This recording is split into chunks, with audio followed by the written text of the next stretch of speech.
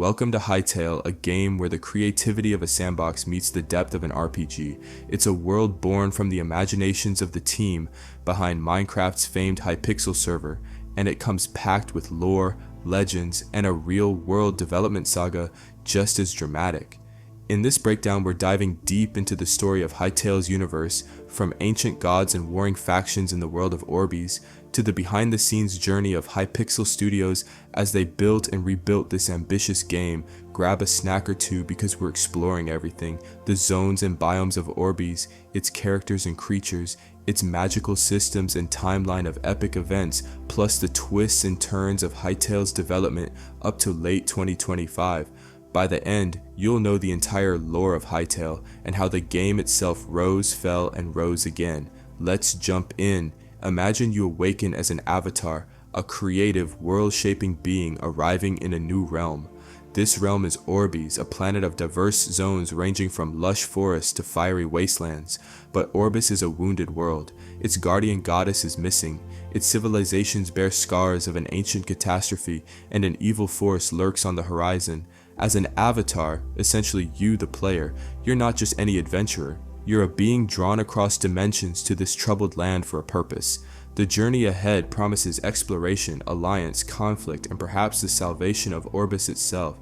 Before we delve into Orbis's in-universe story, let's set the stage with a bit of real-world context. Hytale's lore and game design didn't emerge in a vacuum. It parallels a real development tale of bold vision, sky-high hype, daunting setbacks, and an ultimate comeback. Hypixel Studios, the creators of Hytale, started as modders and minigame makers in Minecraft's community. Their dream was to build their own world, literally to create an entire universe and engine from scratch, just as Orbis was shaped by cosmic forces in the lore. To truly appreciate Hytale's rich lore, it helps to know how the game itself came to be, so we'll weave that background into our story as we go, highlighting how development decisions influenced the lore and vice versa. From Hypixel's early days and Hytale's explosive 2018 reveal, through corporate twists with Riot Games, to a 2025 rebirth of the project, it's been a ride. And amazingly, many twists in development mirror the themes of Hytale's narrative: creation and destruction, hope and despair, and the determination to build something that lasts. So, whether you're here for the zones and monsters, or the dev diaries and drama, sit back and get comfortable. This is the entire lore of Hytale, the story within the game, and the story behind it explained from start to present. Let's begin our journey in Orbis, where a vibrant world awaits discovery, and an ominous shadow of the past looms over the future origins of Hytale. From Minecraft servers to a new universe, every grand story has an origin myth, and Hytale begins not in the world of Orbis, but in our own. On the multiplayer Minecraft scene, Hypixel is a legendary server, dazzling players with creative minigames. The Hypixel team, led by Simon Collins Laflamme and Philippe Touchette, had a thriving community. But they also had a revelation: why play in someone else's sandbox when you can build your own? In 2014, when Mojang introduced new EULA restrictions that limited server monetization, it was a wake-up call. It was a reminder that we existed in someone else's playground, as Hypixel's developer Aaron Noxie Donegay put it. The Hypixel crew dreamed of a game where they controlled the playing field, their own world with its own rules. Thus, in April 2015, with an initial shoestring budget of $750,000, development of a new game began. This was the embryonic stage of Hytale, though it wasn't publicly named yet. By late 2016, Hypixel's secret project had grown. They doubled their team and raised a bigger budget, about $3.6 million. The team was essentially a group of passionate modders turned developers, now rallying to create a full standalone game. In their minds was an ambitious vision, a blocky sandbox RPG that combined Minecraft's creative freedom with the depth and narrative of an adventure game. This vision would become Hytale. Fast forward to December 2018. After years of quiet work, Hypixel Studios officially unveiled Hytale to the world, and the world went wild. They dropped the Hytale announcement trailer on December 13th, 2018, and it was nothing short of a phenomenon. The trailer showcased a charming yet epic block voxel world brimming with life, teetering fantasy towers, deep dungeons, crafting, combat, even Quebec tree folk and other curious creatures making appearances. Within days, the trailer accrued millions of views and stunned the gaming community. Over 2.5 million players signed up for the beta, in the trailer's aftermath an astronomical level of interest for a debut title. Hytale even won the most anticipated game award at the 2019 Northern Ireland Game Awards, beating out many ADA titles. In other words, Hytale instantly became the indie game to watch. Hypixel Studios suddenly found themselves at the center of intense hype and enormous expectations. On the same day as the trailer, the team launched a series of blog posts revealing early details about Hytale's world, concept art of zones, glimpses of NPC races, and an FAQ. They introduced Orbis, the setting for Hytale's adventure mode, as a planet of multiple distinct zones, each with its own environment and content. The community dissected every frame of the trailer and every word of those blog posts, hunting for lore.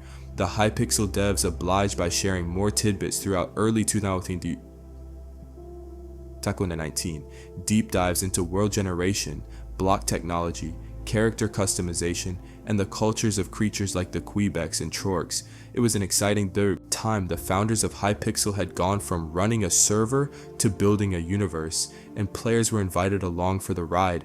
Before we dive into the in-game lore of that universe, let's cap this origin story with a critical turning point.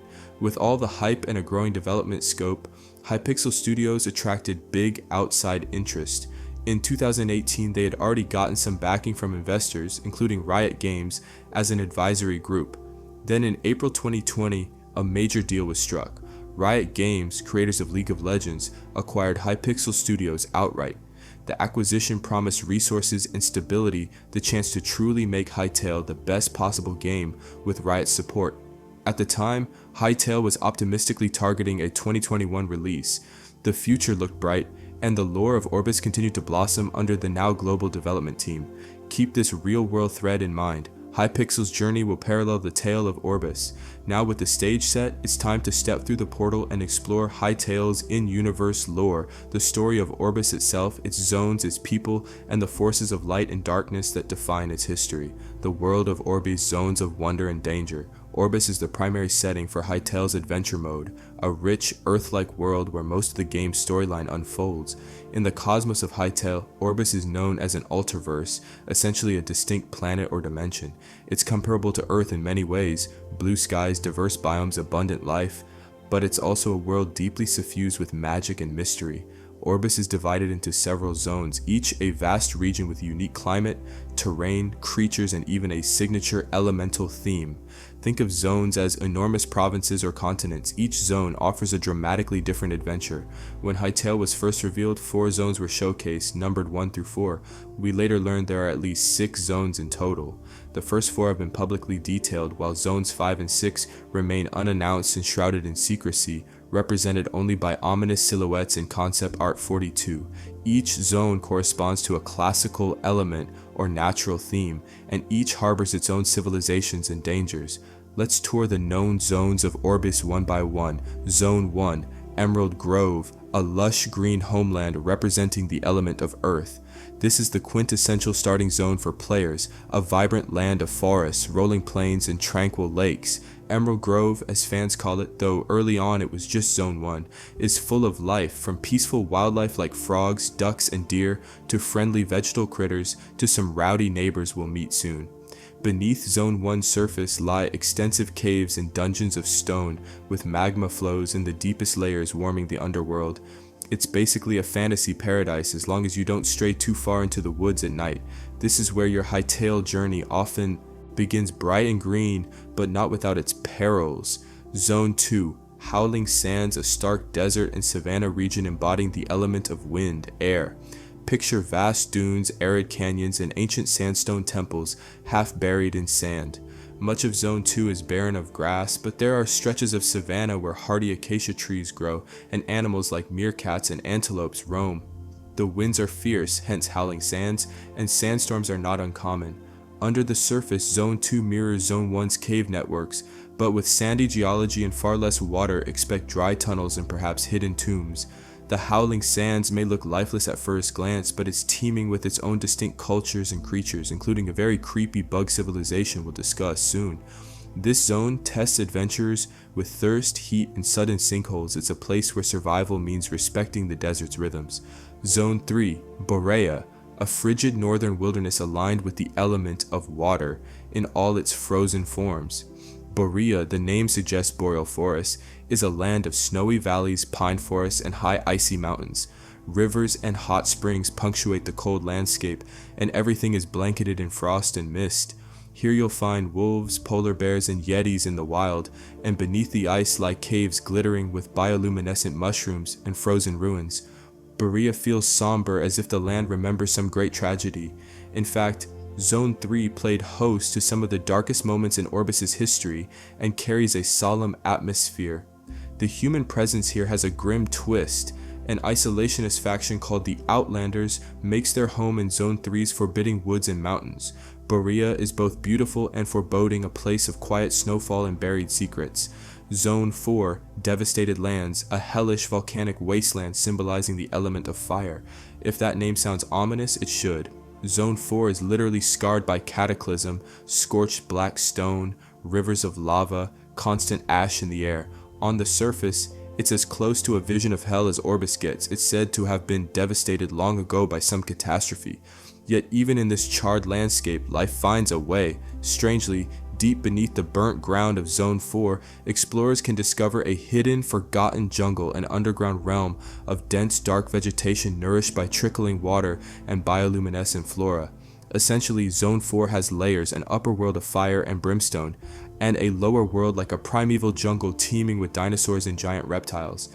Yes, you heard that right, dinosaurs lurk in the depths, from raptor-like creatures to triceratops and a fearsome cave rex.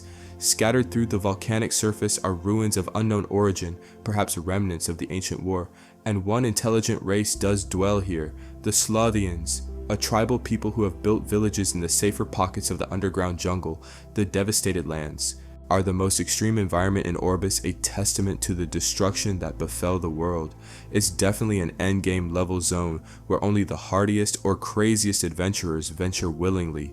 Zone 5 and Zone 6. Unannounced beyond the first 4 zones, the Hytale team has hinted at 2 additional zones that remain unrevealed as of 2025. Their exact nature is speculative, but the community has pieced together some clues. Zone 5 is widely believed to correspond to the element of lightning or storm. Think electrified atmosphere, perhaps high mountaintops or stormy islands.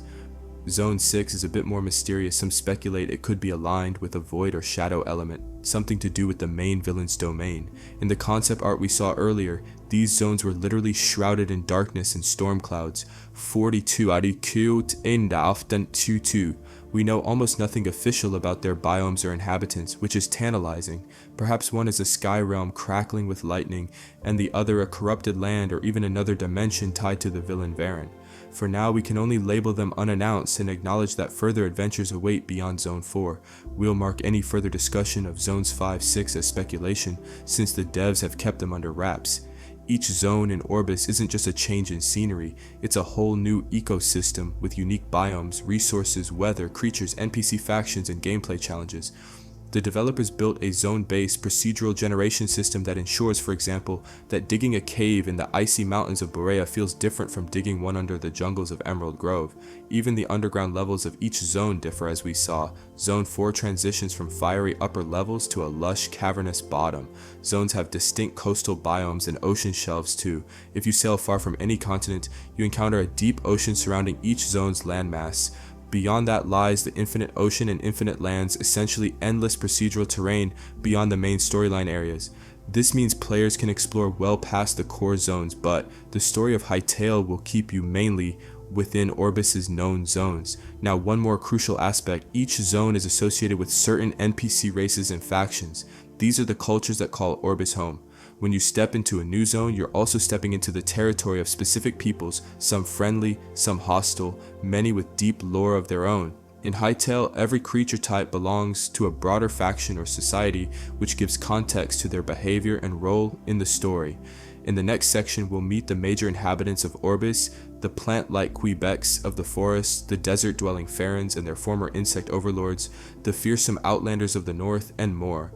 Understanding these factions is key to understanding Hytale's lore, because the interactions and conflicts between them are the lore. In many ways, before we move on, take a moment to appreciate how well crafted Orbis is as a setting. The Hypixel team has drawn on familiar fantasy tropes, the green starting land, the desert kingdom, the frozen north, the fire hellscape, but given each a unique twist and tied them together with an elemental theme. Orbis is a world with history in its very geography. Its lands literally tell a story, from the peaceful groves to the devastated charred zone. As we explore the lore, we'll see that these lands have been shaped by ancient events. Wars, magic, the rise and fall of civilizations. The zones are like chapters in Orbis's storybook, and you, the player, get to turn those pages. With the lay of the land established, let's dive deeper into Orbis's inhabitants and cultures. Each major race has its own story and place in the world's timeline, and some of them will become your allies while others may be your fiercest foes. Peoples and factions of Orbis is home to a rich tapestry of races and factions, each with distinct cultures, beliefs, and roles in the overarching story. Far from generic NPCs, many of Hytale's creatures have societal structures and even ongoing rivalries or alliances with each other, making the world feel alive and dynamic. Let's meet the key players, the Quebecs, guardians of the grove inside a Quebec village, elder and young Quebecs at various life stages, from tiny seedlings to a full-grown Quebec caring for the young. One of Hytale's most beloved original races is the Quebecs. Imagine a people who are literally part plant, small, tree-like humanoids with leaves, branches, and seasonal colors. Quebecs reside primarily in Zone 1 Emerald Grove, living in harmony with the forests. They are peaceful, friendly, and deeply rooted, both literally and culturally, in the natural world. The trailer glimpsed these adorable beings, and the devs have revealed a ton about their unique life cycle and society. Quebecs have one of the most fascinating life stories in Orbis. They grow from seeds and eventually turn back into trees in old age. A Quebec starts as a tiny seedling, basically a walking sapling child. As they age, they sprout more leaves, get taller, and mature into the familiar Quebec form, short with a rotund wooden body and a leafy hairdo. Quebecs are autumnal. In their later years, they turn orange and gold like fall foliage. Finally, when a Quebec becomes very old, they undergo a peaceful transformation. They slow down, plant their feet, and root themselves into the ground, becoming an elder tree. At the moment of rooting, an elder Quebec releases a burst of energy and drops seeds, which will sprout into the next generation of little seedlings. It's a beautiful circle of life narrative. Young Quebecs never meet their direct parents because those parents have literally become the trees around the village. Instead, they rely on community elders to teach them. Quebec society is built around this cycle. They have villages nestled in the forest, often centered on ancient elder trees, their ancestors. Tree singers are a special class of elder Quebecs who resist the final rooting transformation and remain ambulatory to serve as lore keepers and caretakers. A tree singer passes down wisdom and history to the young seedlings, acting as a bridge between the past, the silent-rooted elders, and the present generation. This role requires sacrifice. The tree singer forgoes the natural peaceful slumber of becoming a tree, instead enduring old age in moving form to guide their people. In older concept art, tree singers were depicted as bearded, grandfatherly figures. As of 2023, the devs have reimagined them as larger, more ancient-looking Quebecs who sometimes struggle to pull their half-rooted feet from the soil. They literally carry the weight of ages. Quebecs might be gentle, but do not mistake them for weak. One might wonder, how did a civilization of pacifist plant folk survive the many dangers of Orbis, from marauding Chorks to even Varan's invasion in the past? The answer? Quebecs have guardians and warriors among them, especially in a stage of life the devs recently introduced. Between the adventurous young phase and the final elder phase, Quebecs go through a mature adult phase where they become sturdier and take on responsibilities like crafting, farming, and defense. These mature Quebecs are taller, stronger, and form the backbone of village protection. Some even specialize as warriors known as Razor Leaves, who venture into the deep woods to neutralize threats before they reach the villages. In a fun fact, one of Hytale's producers loved the razor leaf design so much he got it tattooed on his leg. So while Quebecs prefer peace, they will fight to defend their home. They use nature to their advantage. Rumor has it they even sing to plants to grow them into useful shapes, a technique called sung wood that shapes their wooden tools and buildings. Culturally, Quebecs are all about community and storytelling. They likely worship Gaia, the goddess of nature, as do many Orbis folk. More on her soon. Around the village fire, a tree singer might hum ancient tunes as seedlings listen with wide eyes. In one dev blog, the team noted the Quebec design process led them to imagine how Quebecs build since they're made of wood. Do they carve wood or grow it? Answer: they grow it. Many Quebec structures are living plants guided into shape by song. The image of a cozy Quebec village with huts grown from trees, illuminated by gentle glowing mushrooms or carved pumpkins, is downright enchanting. As an avatar player, you'll likely befriend the Quebecs early in your adventure. They are one of the friendliest factions, some of your earliest allies, the devs have said. Helping them could involve tasks like safeguarding seedlings or defending the village from predators, and if you stick around you might witness the poignant moment of a beloved elder settling into the earth, or the excitement of new seedlings sprouting. The Quebecs embody Hytale's theme of nature's resilience and the cycle of life. They also tie directly into the world's timeline. Through countless generations of rooting and rebirth, the Quebecs have maintained knowledge of Orbis's history. They remember the last time darkness fell over the land, and they'll quietly remind you of what's at stake should evil rise again. Now, speaking of evil, not every neighbor of the Quebecs is kind. In fact, right next door in Zone 1 are some thuggish brutes who love to cause trouble. The Chorks brutal raiders with a twisted sense of fun. If Quebecs represent the gentle side of nature, Chorks represent the rough and tumble side of monsterdom. The name Chork itself was born as a joke, a portmanteau of troll and orc, and it stuck because it perfectly fits these creatures' vibe. Chorks are large, muscular humanoids with an ugly, cute cartoon ferocity. They are green-skinned, pig-faced brutes in concept art who are dangerous but also a bit comical in their behavior. They inhabit Zone 1 and possibly beyond, often found in camps or roaming the wilds, and they fill the role of the classic low-level enemy faction that still poses a serious threat if you're unprepared. Chorks come in many varieties or subspecies. Thanks to Hytale's modular NPC system, you'll encounter basic Chork warriors wielding clubs, Chork archers sentries with ranged attacks, beefy Chork chieftains leading warbands, and who knows, maybe even Chork shamans or beast riders. In early concept art, we saw Chork sentries hurling spears at passing birds just out of sheer boredom. They're not too bright. Another piece showed a Chork mounted on a giant ram charging into battle. Yes, they apparently ride rams. Chorks have a Mad Max meets fantasy energy, roughhousing, smashing things, and having a grand old time doing it. They remind us that Hytale isn't all serious business. There's a sense of fun and mischief in these foes. Despite their comic relief aspect, Chorks should not be underestimated. In gameplay terms, they're one of the primary enemy factions in the early game. A group of Chorks can overwhelm an unwary player. They coordinate in combat. For example, a Chork sentry might spot you and sound a horn or yell, summoning reinforcements. Different classes of Chork will require different tactics. The archers will pepper you with arrows from afar, while shield-bearing Chorks rush in close. The developers explicitly noted that when you charge into a Chork camp, you'll want to pay attention to all the different types of foes you're facing. In other words, a head-on approach will likely get you clobbered. Lore-wise, Chorks are interesting because they have just enough civilization to have chieftains and camps, but they largely exist to antagonize other factions in the player. They are described as one of the NPC factions in Hytale, meaning they have some social structure. We've seen Chork campfires, tents, and fortifications in screenshots. They likely have a crude society revolving around strength and raids. Who do they raid? Well, Quebec villages for one. Quebecs and Chorks have an old adversary relationship strongly hinted by the devs. It's the classic peaceful villagers versus marauding orcs dynamic. In fact, the deep forests of Earthglade, a region name in Zone 1, are said to be a place where the single-minded aggression of the Chorks has once again steered them into the path of an old adversary, almost certainly meaning Chorks are butting heads with Quebecs and likely losing to some crafty Razorleaf guardians. This interfaction conflict adds life to the world. If you stumble upon a forest clearing and find Chork bodies entangled in living roots, you might infer that Quebec magic protected that spot recently. Chorks also consider themselves monster hunters, intriguingly enough. One update mentioned that Chorks in the Central Grasslands region make their homes here too. Let's hope Orbis's most dangerous monster hunters have their eyes set on bigger targets than our newly arrived avatars. That line suggests Chorks might often hunt big game or monsters, perhaps those dinosaurs or giant creatures, for sport or food. So if a Chork encounters you, it might decide you are the prey of the day. Essentially, they're always looking for a fight. In the grander lore, Chorks aren't the ultimate evil, they're more like chaotic, neutral troublemakers. They are not aligned with the darkest forces of Hytale. In fact, they hate void creatures and will fight them too, presumably, if only to prove their might.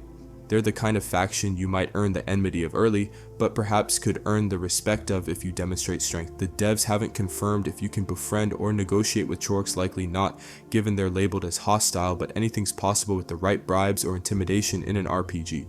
At minimum, you might find a use for their presence, such as luring other enemies into a Chork patrol and letting them duke it out.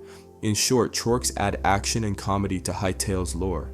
They underscore that not all threats are existential apocalyptic demons. Some are just bullies with clubs looking to smash stuff. They make Orbis feel like a classic fantasy adventure, where you might defend a farm from raiders one day and confront an ancient evil the next. Speaking of ancient evils, it's time we address some of the more sinister factions. For that, we journey to the desert, where an empire of bugs once enslaved a whole race. The Farrens and Skarak's desert freedom fighters versus insect overlords travel to Zone 2, the Howling Sands, and you'll encounter a tale of oppression, rebellion, and cultural pride. Two very different races inhabit Hytale's deserts: the Farrens, who are small fox-like people, and the Skaraks, who are fearsome humanoid insects. Their histories are intertwined in a dramatic way. The Skaraks once enslaved the Farrens, and the Farrens fought hard to win their freedom. This gives Zone 2's lore a depth reminiscent of ancient Egyptian or Mesopotamian epics, with the Skaraks as cruel pharaohs and the Farrens as the oppressed populace yearning to breathe free. Let's start with the Farrens. Farrens are described as small humanoid foxes with large ears. Think fennec fox traits. They have a neutral, defensive initial disposition, not immediately hostile to players, but wary. These little foxfolk wear clothes and gear suited to desert life, and notably, they all sport metal wristbands engraved with the elemental rune of air wind. That rune is the symbol of freedom, and the Farrens wear it to remind themselves of their liberated status and the value of freedom after generations of slavery. It's essentially a cultural statement. Never again shall we be shackled. Farren society appears tribal or village-based.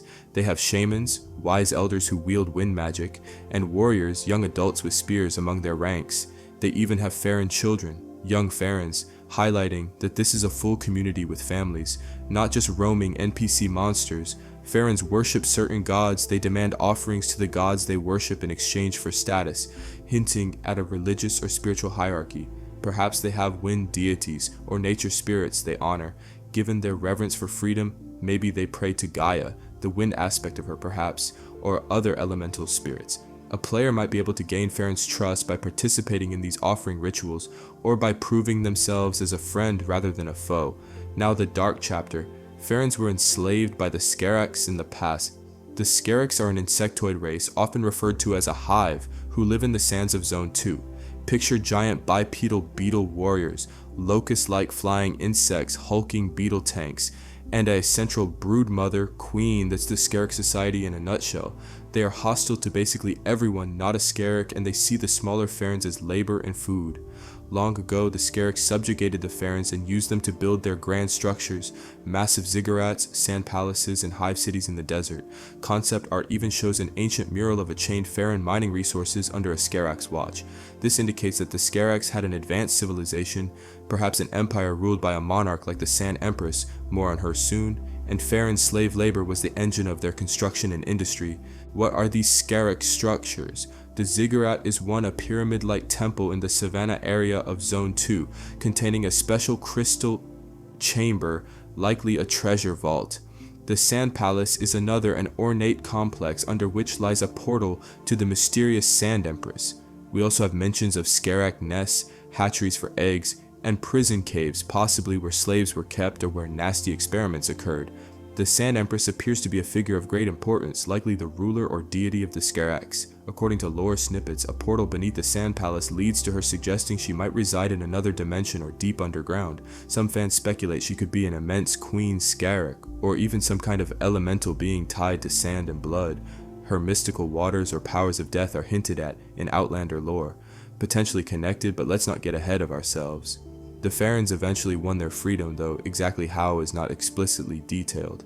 The lore suggests it was through struggle achieved the hard way, possibly through armed rebellion. By the present day in Hytale's story, the Farrens are free as a people, but scars remain. They proudly wear their freedom symbol, yet there may still be tensions or sporadic conflicts. Some Farrens might still be held captive in hidden Skarak enclaves. The lore even says some Skarak structures may still have enslaved Farrens inside, so you might get the chance to literally free slaves during gameplay. And it's unknown if the Skaraks and Farrens still battle openly or if they have a cold war.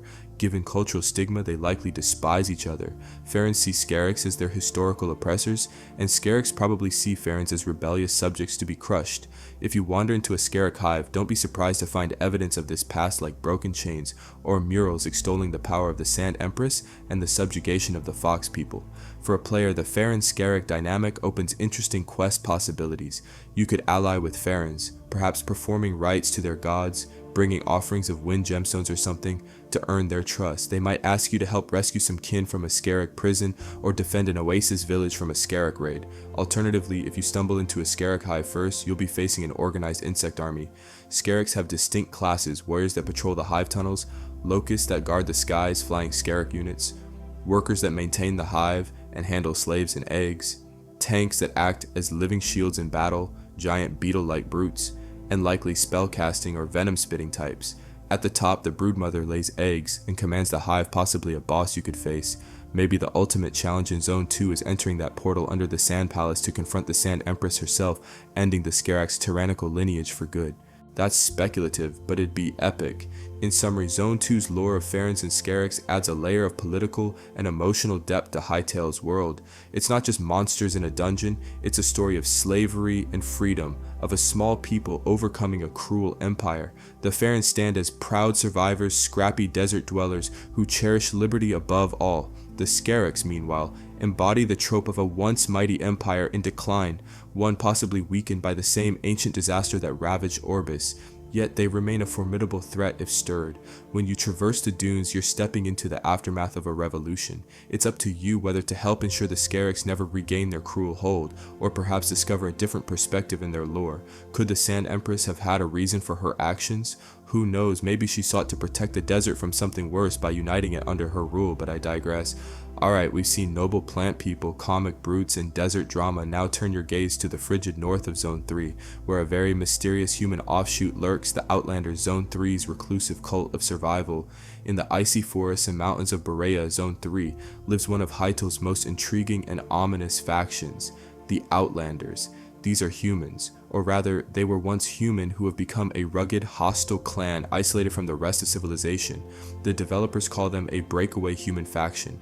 If regular humans in Orbis build towns or kingdoms elsewhere, likely in warmer zones, the Outlanders are those who rejected that path long ago. They went into the forbidden wilderness of the north, embraced its hardships, and developed a very dark and esoteric culture to survive. The Outlanders are the primary threat in Zone 3, more dangerous than the wildlife or weather. They are fiercely territorial and will attack outsiders on sight. In the Hytale announcement trailer, there's a memorable scene where a party of players delves into a dungeon and encounters a giant masked Outlander warrior who engages them in battle. That was our first glimpse of the Outlanders, and the devs later confirmed that big guy was one of them, likely a boss or champion. Since then, a 2019 blog post, Outlanders Revealed, spilled a trove of details about their society and beliefs. Visually, Outlanders are intimidating. Pale, muscular humanoids wearing wooden masks and primitive armor decorated with bones and strange symbols. They are often shirtless despite the cold. Their skin may be tinted by the harsh climate. Those wooden masks are iconic, carved to have emotionless faces, reflecting the Outlanders' ruthless, unfeeling outlook. It's like they've abandoned individuality and empathy, adopting the mask as their identity. Culturally, Outlanders live in scattered settlements, fortified camps, across the snowy forests.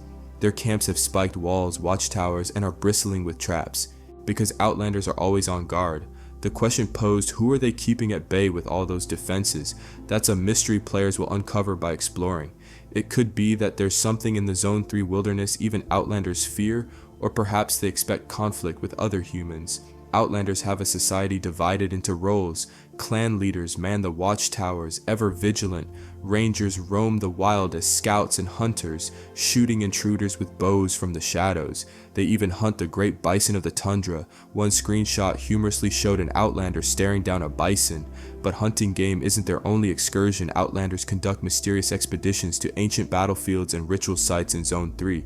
This suggests they are actively seeking something in the ruins of the past, perhaps artifacts or sources of magic tied to their history. It's said they have always seen the world differently than other humans, and this, combined with their special connection to Zone 3, led them to explore darker forms of magic than found elsewhere. This is where things get spooky. Deep in Outlander camps, you'll find evidence of their dark practices. Their zealots paint sacred symbols on their bodies and dwellings. At night, their campfires burn green as they perform eerie rituals under the stars. The Outlanders, it is said, have achieved a measure of mastery over death itself, drawing this power from the mystical waters of the wilderness. That line is loaded. Mastery over death, mystical waters. It implies the Outlanders have learned necromancy or some longevity magic by tapping into something in Borea, possibly some ancient source of power, maybe even related to Varen, since Varen's presence often involves green flame, void magic, etc. Outlander priests wield water magic in battle and are the spiritual leaders of the clans. These priests channel whatever ancient magic the Outlanders discovered, making them formidable foes. Imagine a shaman who can freeze you with ice spells or raise fallen Outlanders to fight again. From all this, it's clear the Outlanders are not simply barbarians, they are cult-like, driven by a belief system that venerates ancient forces and survival at any cost. They broke away from mainstream humanity, possibly because they disagreed with the rest of human society's values or alliances. Perhaps during some ancient war, the ancestors of the Outlanders refused to side with other humans. Maybe they turned to dark magic to try to save themselves, earning scorn, and fled north. The Outlanders always saw the world differently, hinting that even before their exile, they had unusual beliefs. This difference, plus their connection to Zone 3's unique properties, led them down a path of occultism. One could liken them to a mix of druidic cult and Viking-esque survivalists, with a dash of undead cult. They don't trust outsiders to them. Anyone not of the clan is an enemy or sacrifice. If you approach an Outlander camp, expect an immediate fight. You'll likely need to defeat waves of rangers and warriors, then face a priest and ultimately their champion, that hulking masked giant from the trailer, perhaps now even stronger because, as the blog teased, remember him? You'll be seeing him again. He's been working out. When you finally topple that brute, maybe you'll unravel some secrets of the Outlanders, perhaps learn what they were guarding or what knowledge they hold about Orbis's past. Despite their hostility, Outlanders and their story add a rich layer to Hytale's lore, a cautionary tale of humanity's potential for darkness. They show that humans in Orbis are not monolithic good guys. They too can fall to shadow if their path diverges. The Outlander's mastery of death might connect directly to the bigger villain of Hytale's story. We keep teasing Varen, will fully introduce him soon, promise. In fact, speculation runs that the mystical waters Outlanders use could be related to the Void or some corrupting influence in Zone 3's history. After all, Zone 3 played host to some of the darkest moments in Orbis's history. Could it be that an ancient battle against Varen occurred here, leaving behind pockets of dark magic, green flames, void energy seeping into water? The Outlanders might be using remnants of Varen's own power to prolong their survival, a dangerous game indeed. For players, interacting with Outlanders is likely mostly combat-oriented. Don't expect to stroll in for a friendly chat, but their lore will reward the lore-hungry. Uncovering Outlander writings or artifacts could reveal pieces of Orbis's timeline, perhaps diaries of a clan ancestor describing why they broke away, or inscriptions about a deal with a dark god. We will probably have to piece together their story environmentally, and if Hytale's story takes us toward confronting the ultimate evil, maybe the Outlanders in their twisted way were preparing for that all along by dabbling in forbidden magic.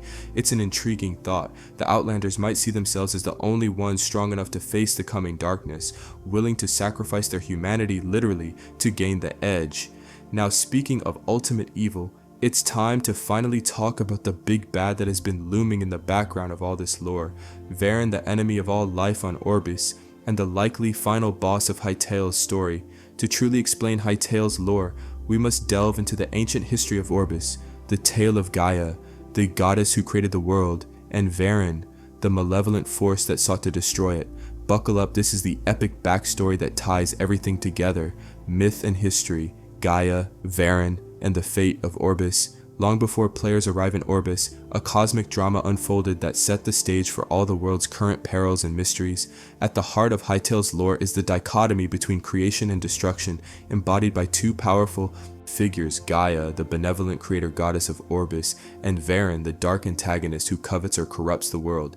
Understanding their story is key to understanding why Orbis is the way it is, why there are ruins of a great war, why Zone 4 is devastated, why the current races revere Gaia or fear the Void. So let's unravel the legend. Gaia, the Earth Mother and lost avatar. In Hytale's universe, Gaia is revered as the goddess of nature and life, essentially the deity who gave form to Orbis. She is often called the Earth Mother, indeed named after the Greek primordial deity of Earth. Gaia is depicted as a graceful, powerful female figure with 5 long ponytails, each ponytail representing one of the 5 classical elements: earth, wind, water, fire, and lightning. In her imagery, she wears a gown of green leaves and flowing white cloth symbolizing nature and light. art of Gaia shows her holding a globe, perhaps Orbis itself, and surrounded by elemental orbs. She literally embodies the world and its elements. Gaia is worshipped by many races in Orbis, including humans, Quebecs, and Pharans. Ancient ruins and decaying statues of her can be found across the land, indicating that for eons people have honored Gaia. This widespread worship suggests she was central to the world's early history, likely the guardian or avatar of Orbis who maintained balance. In Hytale's lore, Gaia is presumably the avatar of Orbis that the summer 2022 dev post referenced. Orbis had an avatar, but it lost them under mysterious circumstances. Yes, you read that correctly, Gaia is missing. By the time the game's story starts, Gaia is no longer present on Orbis, which is a huge deal. The world's guardian goddess is gone, and that's why players, avatars from elsewhere, are drawn to Orbis in the first place. You're essentially filling the void left by Gaia's disappearance, learning practical skills, and fighting to protect Orbis in her stead. What happened to Gaia? This is where Varen comes in. The lore strongly hints that Gaia's fate is tied to the rise of Varen, the antagonist. The fandom wiki states Gaia likely has an unknown connection to Varen, the suspected antagonist of the Hytale story. The most prevailing theory, and indeed narratively likely scenario, is that Varen attacked Orbis, and Gaia fell in that conflict, perhaps captured, killed, or somehow neutralized by Varen's power. There's even a fan phrase Fallen Goddess used to describe Gaia's situation. If she's fallen, it implies a dramatic downfall, possibly sacrificing herself to seal Varen, or being overpowered by him. What do we officially know about Varen? Let's introduce him properly, as he is the dark mirror to Gaia's light. Varen, Lord of the Void. Varen is slated to be Hytale's chief antagonist, the big bad behind the Void creatures, and likely the one who nearly destroyed Orbis in the past. Whereas Gaia represents life and creation, Varen represents destruction and corruption. In the Hytale trailer's concept art glimpses and key art revealed later, Varen is shown as a towering figure with glowing green eyes, curved horns, and a sinister orb, a being of palpable malevolence. The void monsters like the skeletal void spawn, void eyes, and crawlers are explicitly said to be the armies of Varen Kaufye, carrying his visual markers: pale flesh, purple accents, horns, and glowing green eyes. Diamond shapes also symbolize Varen's influence. From this, we gather that Varen is some sort of demon king or dark god who commands an otherworldly host. It's implied Varen is not of Orbis, originally likely an invader from another altar-verse or dimension, possibly named Nexus in some speculative lore. Varen's forces are often referred to as coming from the Void, suggesting he might rule a shadow realm or distant corrupted planet. At some point in Orbis' history, perhaps millennia ago, Varen invaded Orbis with his Void army. This was the cataclysmic war that left so many ruins and scars on the world. It's likely the event that devastated the lands, Zone 4, turning it into a volcanic wasteland. Notice how Zone 4 has levels with the forgotten jungle deep below. Perhaps that jungle survived underground while the surface was scorched by Varen's onslaught. Quebec lore even mentions their mature warriors protected the groves from Varen's invasion generations ago. That tells us explicitly, Varen did indeed invade, and the various peoples of Orbis had to fight for survival. Many likely perished, maybe whole races were wiped out. Were there advanced humans or elves in Zone 4 that fell? Zone 4 does have dinosaur-like monsters, now could be remnants or consequences of magical fallout. Gaia, as the avatar goddess, would have led the defense of Orbis against Varen. One can imagine an epic battle of elemental avatars versus void fiends. Ultimately, something happened to Gaia. Perhaps she confronted Varen directly, maybe she wounded him or banished him, but at a terrible cost. Either she was mortally wounded herself or had to sacrifice her physical form to seal Varen away. It might be a classic, the hero goddess imprisoned the evil, but in doing so she too was lost situation. So after the war, Varen's immediate threat was halted, otherwise Orbis would be a dead world, but Gaia was no longer around to guide the world. This left Orbis in a kind of post-apocalyptic recovery. The surviving races rebuilt slowly, explaining why current civilizations aren't extremely advanced. They might be living in the ruins of a golden age. The ancient ruins and fallen structures across Orbis likely date back to pre-invasion times or the war itself. For instance, those Gaia statues and temples, possibly from an ancient human or elf civilization that worship Gaia, now long collapsed after Varen's havoc. The fallen mentioned in lore could refer to the fallen civilization or the fallen heroes of that age. There's even speculation that the Void Eye items or monsters in the trailer, like that floating eye that summons mobs, are remnants of Varen's power scattered in Orbis, still causing trouble. Now in the present timeline of Hytale, the game's start, Varen is likely stirring again. Evil never stays dormant forever. Perhaps his influence is creeping back, void creatures are reappearing in greater numbers, cultists, maybe even outlanders unwittingly, draw on void magic, etc. With Gaia gone, Orbis has no native avatar to defend it. That's why the player avatars are drawn to Orbis, essentially called from other worlds to be the new heroes. The story of Orbis will likely involve the player uniting the factions, restoring balance, and ultimately confronting Varen to prevent a second apocalypse. It's possible that during the game, Gaia could be revived or freed if she's imprisoned by Varen. In many fantasy tales, the goal is to restore the fallen goddess. Perhaps pieces of Gaia's essence are hidden in those elemental zones. Maybe each zone's elemental dungeons, like the Temple of Gaia portal dungeon, contain shards of Gaia's power that you need to collect. That's speculation, but it fits the pattern. 5 elements, 5 ponytails, presumably 5 shrines collect them to reconstitute the goddess or her weapon. If Gaia returns, she could aid in the final battle, or at least bless the players, or maybe you effectively take up Gaia's mantle fully by the end, becoming the new guardian of Orbis. Meanwhile, Varen himself may appear only at the climax. He could be an endgame boss or even remain mostly off-screen, acting through his minions until you enter his domain. Maybe Zone 6 is literally Varen's domain of Void Realm bleeding into Orbis. We know void creatures like Void Spawn, big skeletal knights, are among the strongest enemies. Possibly the final act involves traveling to wherever Varen was sealed or hiding and facing him in his most elite creations, like a void dragon. Yes, one is listed in the item files. One cool detail, the Temple of Gaia portal dungeon glimpsed early on, and something called the Garden of Elements were mentioned as handcrafted encounters. These sound like places tied to Gaia's legacy. The Temple of Gaia might hold lore or even Gaia's spirit. The Garden of Elements might be a test of the Avatar's attunement to the elements. It's quite possible Hytale's story will revolve around restoring the elements or energies of Gaia to empower the player against Varen. This would mirror, say, Avatar, the Last Airbender style, mastering all elements to bring balance. Now, how do the current factions tie into this cosmic story? We've seen hints. Quebecs preserve Gaia's ways, worshipping nature, the cycle of life, and remember Varen's invasion in their oral history. They would certainly rally behind a cause to prevent Varen's return, even if it means these peaceful folk must fight once more. Chorks probably don't care about gods, they just like fighting, but if void monsters invade their hunting grounds, they fight them too. We might see Chorks battling void mobs in dynamic events, enemy of my enemy scenarios. Farens likely worship Gaia or wind spirits of freedom. Their runes for air could link to Gaia's element. Having thrown off one oppressor, Scarix, they wouldn't welcome an even worse oppressor like Varen.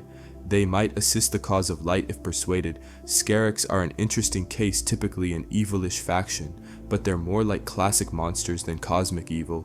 Would they serve Varen? Possibly not directly. They seem to have their own agenda with the Sand Empress. The Sand Empress could be a lesser evil who might either ally with Varen or oppose him to keep her own power. We don't know yet.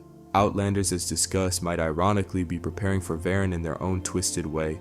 Their mastery of death might be their attempt to gain weapons against the Void, or they could be unknowingly serving it by using its power.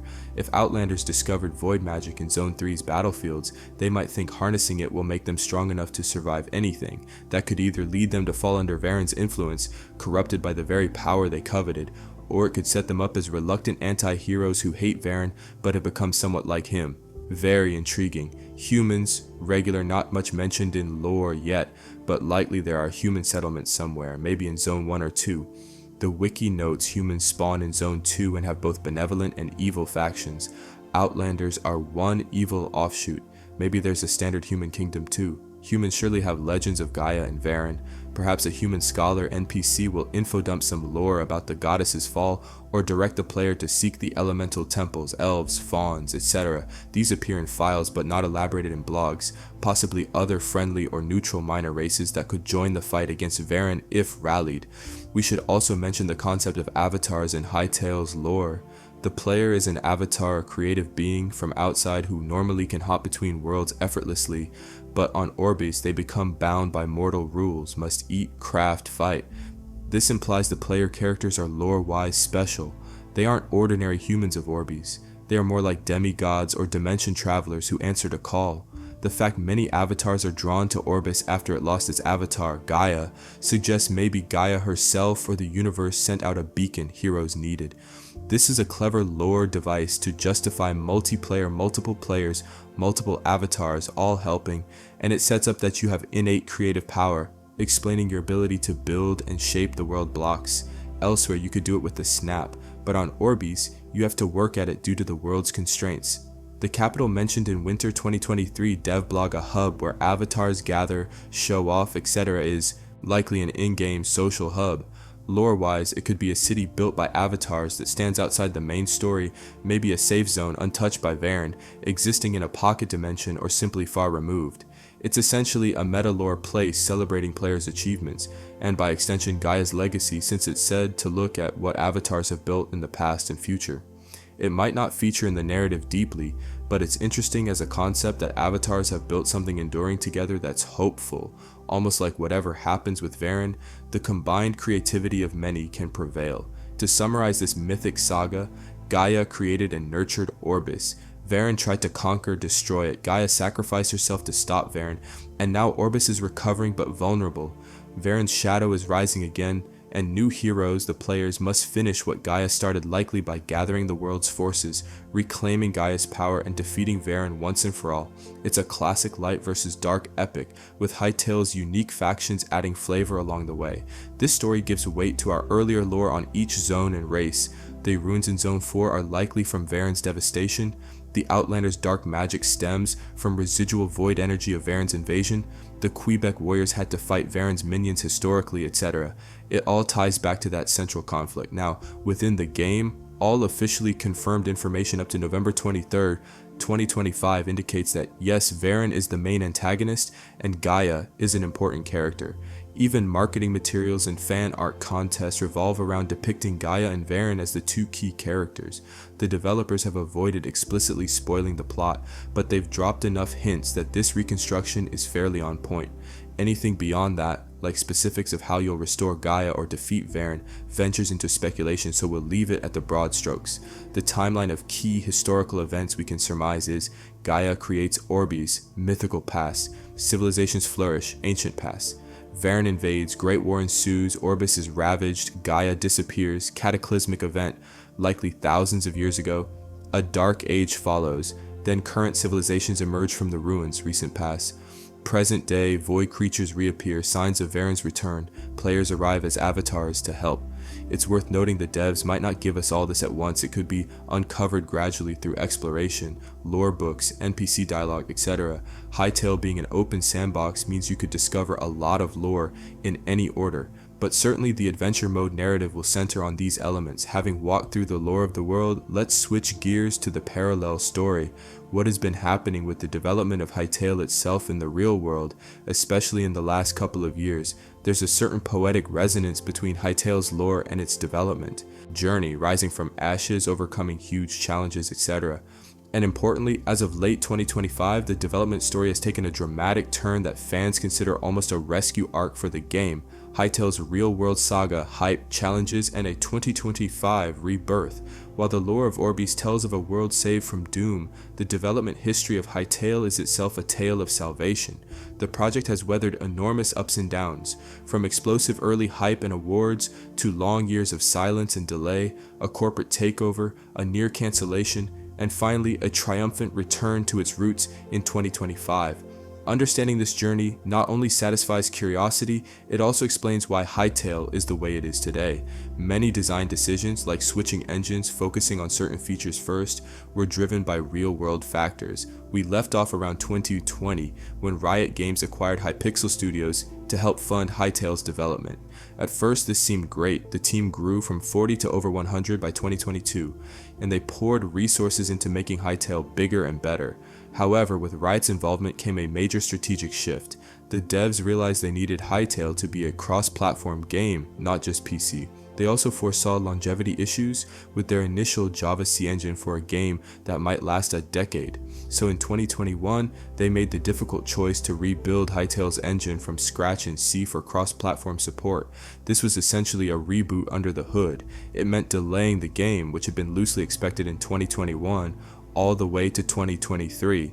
They publicly announced this delay in July 2021, showing fans glimpses of the improved combat, character customization, etc. to soften the blow. The community, while disappointed about waiting longer, stayed supportive because the communication was transparent. Hytale was aiming for quality over rushing. Throughout 2021 and 2022, Hypixel Studios shared progress via seasonal dev blog updates, revealing massive enhancements, from technical things like a new entity component system and multi-platform goals, to creative overhauls like deepening the lore and redesigning factions. For example, the summer 2022 update is where we learned a ton of lore, as the team reimagined Orbis's biomes and wrote about avatars arriving on Orbis and the planet's lost avatar. They were effectively rebuilding not just the engine but also refining the game's narrative and world.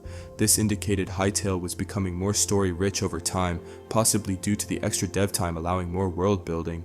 However, all this ambition came at a cost. By late 2023, Hypixel Studios under Riot had spent years on RD. They had 2 engines, old and new, in development, lots of content created but not yet in a shippable state. Game development is hard, and expectations for Hytale were sky high. Internally, there must have been pressure. Riot likely wanted to see a return on investment, and the timeline kept stretching. Then a bombshell. In June 2025, Riot Games decided to pull the plug on Hytale's development. It was announced that Hypixel Studios would wind down, essentially meaning Hytale as we knew it was being cancelled. Riot concluded that continuing Hytale in its existing form didn't make sense for them. This might have been due to the extensive delays and perhaps a mismatch between Hytale's direction and Riot's strategic plans. To Riot's credit, they handled it gracefully by offering generous severance to the team and even stating they'd support attempts to find a new home for Hytale. But to the community, it was devastating news. The dream game that had been eagerly awaited was now dead, or so it seemed. Enter the heroes of this particular story, Simon and Philippe, the original Hypixel founders. Upon seeing the community's heartbreak in reaction to the cancellation, they refused to let Hytale die. Even though they had stepped away from active dev in 2020, their love for Hytale and its community endured. The founders quickly mobilized to save Hytale. They negotiated with Riot Games to buy back the rights to Hytale in the studio. This was an extraordinary move. It's rare in the games industry for a project to be resurrected after cancellation by essentially reversing an acquisition, but by November 2025 they pulled it off. Hypixel's founders reacquired Hytale 100 from Riot on November 17, 2025, making Hypixel Studios an independent company once again. This event was heralded by the community almost like the second coming of Hytale. A celebratory blog titled "Hytale is Saved" announced the news, and you can almost feel the emotion in Simon's words. Transactions like this are rare. Thank you to everyone for keeping hope alive. Hytale is saved. Hypixel rehired over 30 former developers in a matter of weeks, effectively reassembling much of the old team that knew and loved the game. Simone and Felipe personally committed to fund development out of their own pockets for the next 10 years if needed. No more external investors, no publishers pressuring milestones. They decided to return to Hytale's original vision and its original engine, the Legacy engine, the very engine used in the famous 2018 trailer, because it was far more feature complete and fun at this point than the unfinished cross-platform engine. Essentially, they hit a giant undo on the last few years of technical pivot. The rationale: get the game playable and into the hands of the community sooner, using the content and tech that already works, even if it's initially PC only, and worry about expansion later. This reboot means Hytale is now back on track to finally be released to players, albeit in an early access format. The new plan as of late 2025 is to launch Hytale Early Access on PC, focusing on core features, exploration, adventure mode, creative mode, and modding support at launch. The beloved minigames, Hypixel's specialty, and the full scripted adventure mode storyline will come later once the base is solid. Early access will be a true beta. Expect bugs, unbalanced content, and frequent updates that might even break things. But that's by design. The team wants to grow the game with the community's involvement, similar to how Minecraft evolved. Crucially, Hypixel's team is now comfortable taking their time. They explicitly say that early access will last at least a few years, and there is no rush to 1.0. This reflects lessons learned from before. Rushing creates false promises. Instead, they'll release iteratively and keep it agile and avoid promises we can't keep. There's a refreshing humility to this approach. acknowledging past over-eagerness and aiming not to repeat that. They also plan to price early access aggressively low, the CEO mentioned 20, to reflect that it's not the final polished product yet. Their goal is clearly to rebuild trust and enthusiasm through transparency and delivering playable content rather than cinematic hype. The decision to use the legacy engine means PC is first, but they will later make it cross-platform properly. No rush there either. Interestingly, that legacy engine was quite advanced around 2018-2019, so they suddenly have a game that's fun and feels like what Hytale was supposed to be ready to iterate on. They already have 100 NPCs and thousands of items and blocks implemented, though not all configured perfectly.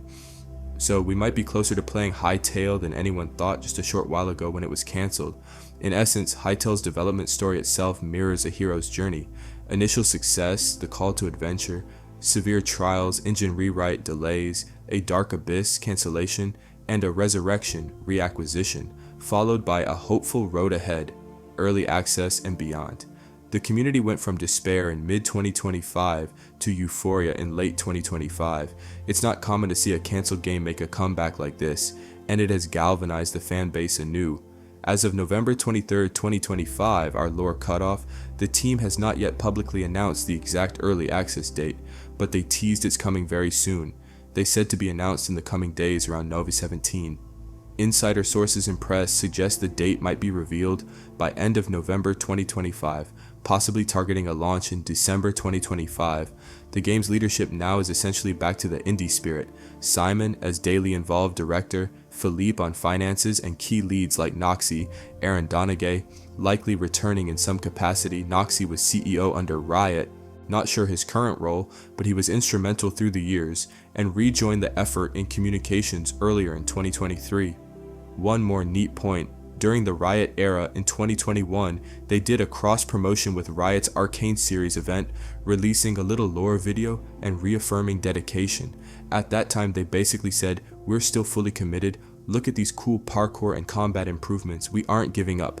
It's almost poetic that they eventually did nearly have to give up, only to come full circle with that commitment reaffirmed in an even more concrete way by buying themselves back. It shows the developer's passion aligns with the players' passion strong enough to overcome corporate gravity. So what does this mean for the future Hytale players? It means the game you'll eventually play is being made by a team that's all in and answerable only to the community and themselves. They are going back to what made everyone fall in love with Hytale in the first place, the promise of a sandbox RPG with endless creativity and a captivating lore, and doing so on their own terms. They're also opening the doors for player contributions via modding from day one, which is huge. Run your own servers, make mods, etc., all available at early access launch. This aligns perfectly with Hypixel's roots in modding and the community-driven nature of Minecraft. In a way, it's as if the spirit of Hypixel refused to be contained by corporate strategy. It broke free, just like the Farons broke free of the Scarex, or the world of Orbis broke free of Varen's grasp. I told you there were poetic parallels. When Hytale finally hits early access, players should be ready for a rough around the edges experience, but one where we get to actively shape the game's evolution. Bugs will be squashed with community feedback. Features will be tuned as we stress test them. The devs explicitly welcome this, saying, "We need your help creating content, reporting bugs, giving feedback, and building this with us." It's a collaborative approach. Financially, since Hypixel isn't a $1 trillion company, they have to be smart, staying small, around 30-40 devs, growing slowly, focusing on core gameplay first, then layering on the bigger features. But thanks to the founders' 10-year personal funding commitment, we don't have to fear another abrupt cancellation. They've set aside enough to ride this out long term without needing investor approval. 10 years is a long time, think about it. Minecraft itself is just over a decade old. They're planning for Hytale to flourish over a similar time frame with continuous updates. In summary, as of the end of 2025, Hytale's world within the game is more fleshed out than ever. The lore is rich with zones, races, and a grand story, and the world outside the game, the community and dev team, has its own hopeful narrative of perseverance and creativity. Both threads are converging as we head into 2026. Players will finally step into Orbis and experience the lore we've discussed, while also witnessing the next chapter of Hytale's development unfold in real time. Conclusion: A tale both ancient and unwritten, Hytale's saga is a rare and special one. In the lore of the game, we have the story of Orbis, a world nurtured by Gaia, scarred by Varen, and now on the brink of a new era as players' avatars arrive to weave their own legends. We explored each zone's secrets, the peaceful groves of the Quebecs and their life cycle of renewal, the harsh deserts where Farron's reclaimed freedom from the Scarric Empire, the frozen frontier where Outlanders toy with deathly powers, the fiery depths hiding dinosaurs and Slothian tribes, and the overarching myth of Gaia's fall and Varen's looming return. It's a world brimming with history and conflict, yet also hope that through unity and courage, Orbis can be saved from darkness once more. Outside the game, Hytale's real-world journey mirrors those same themes. Hypixel Studios built something visionary, faced down tremendous challenges, some might say boss-level challenges, in the form of technical overhauls and corporate pressures, and even when defeat seemed certain, they found a way to resurrect their creation. The passion of the developers and the community kept hope alive. To quote Simon, "Now Hytale is on the cusp of being in the player's hands, carrying not just the weight of its initial hype, but the weight of a second chance, a revival story almost as dramatic as a fantasy novel plot." For you, the future Hytale player or lore enthusiast who has stuck with this lengthy script, what awaits is truly special. You'll be stepping into a living, breathing world crafted with years of love and detail. As you venture through emerald groves, ancient forests, you'll know why the Quebec elders whisper about a goddess and a great war. When you creep into a desert ziggurat, you'll understand who built it and what grim purpose it once served. When the northern lights gleam over a fortified Outlander camp, you'll sense the tragedy and madness driving those masked zealots. And as you delve into the darkest dungeons, you might even uncover hints of Gaia's light or Varen's shadow guiding your path. Every creature you encounter, every ruin you explore, every fragment of a lore tablet you assemble, they're all part of the grand tapestry that is Hytale's story. And the beauty is, your story will become part of Hytale's lore too. In the game's adventure mode, you effectively become a character in this universe, an avatar shaping the fate of Orbis. The capital city will stand as a monument to players' achievements. The mods and creations the community makes might spawn entirely new legends and game modes, just as Minecraft players created whole new genres. Hytale is poised to be not just a game you consume, but a platform you help create on, very much in line with Hypixel's ethos. So, as we conclude this extensive lore and development explainer, it's fitting to end on a note of excitement. Hytale 2025 is more than just Minecraft 2.0 or a one-off narrative. It's the beginning of a new chapter in sandbox adventure gaming. Its lore gives it a soul, a sense of purpose and narrative drive that can fuel countless adventures. Its development saga gives it a heart, demonstrating the genuine devotion behind the project. Years from now, when Hytale has fully matured, we might look back at this moment much like Orbis's inhabitants look back at the old war as a turning point. The time hope was rekindled, and a community and its creators forged ahead to build something enduring. The entire lore of Hytale, in and out of universe, is ultimately about one thing: creative hearts overcoming great odds, be it Gaia's creativity in forming life, or players' creativity in shaping their journey, or developers' creativity in bringing this game to life against adversity. Creativity and perseverance win. Varen or real-world naysayers can't snuff out that spirit. Thank you for accompanying this deep dive into Hytale's world and story.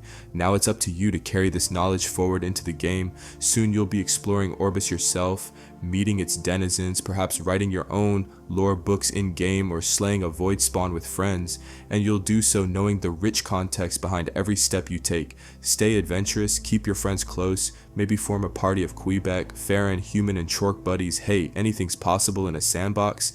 And above all, enjoy making history in Hytale. The story is far from over, in fact. Your part in it is only just beginning. See you in Orbis, adventurer. Now go forth and become the next legend in the Hytale lore.